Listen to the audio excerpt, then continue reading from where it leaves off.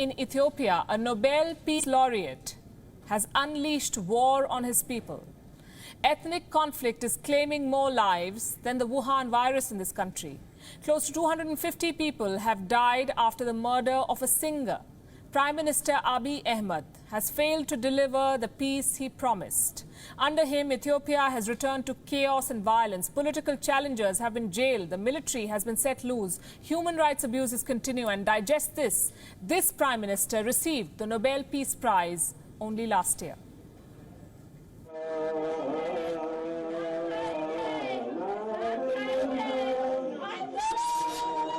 Mourners by the burial site were crying as the coffin was lowered into the ground.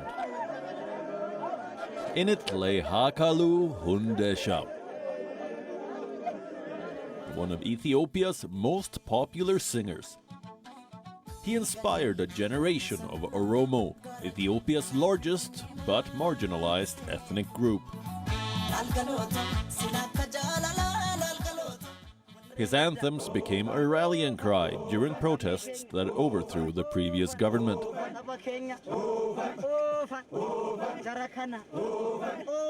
On June 29th, Hundesha was assassinated in the capital, Addis Ababa.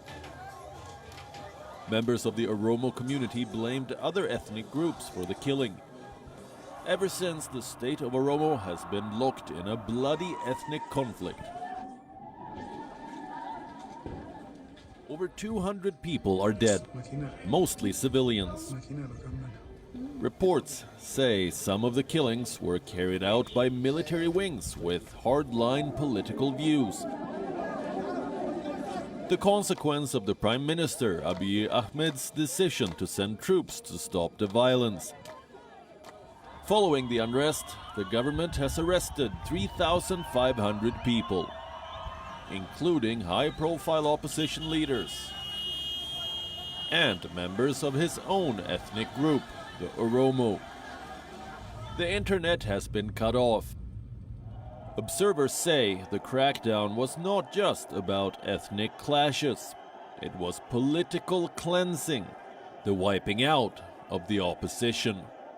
The Prime Minister even appeared in military fatigues. Remember, he was awarded the Nobel Peace Prize for ending a war and raising hopes of democratic change. Now, under him, Ethiopia is returning to violence and chaos. He was touted as a young, democratic leader. He preached peace in a land ridden by ethnic conflict.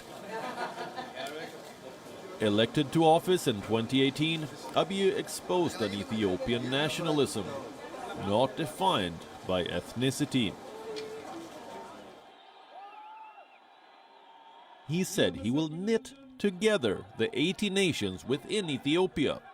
Political prisoners were released, the ones in exile were allowed to return. Freedom of the press was restored. But some of the groups have failed to lay down their arms. Last year, Abiy's top advisor and the army chief were assassinated, so the military action has increased. According to human rights organizations, the military is still committing abuses. Many believe Abiy's democratic patience is running out, and that he may return to the strongman tactics so familiar in Ethiopia until his election. After Abiy's initial reforms, Ethiopia was hailed as the model democracy in Africa. Not anymore. Since April 2018, borders between Ethiopia's 9 ethnic federal states have been the scene of deadly clashes. Close to 3 million people have fled their homes. This makes Ethiopia the country with the highest number of internally displaced people. Was the Nobel Committee too quick in awarding the Peace Prize to Abiy Ahmed? Bureau Report, WION. World is One.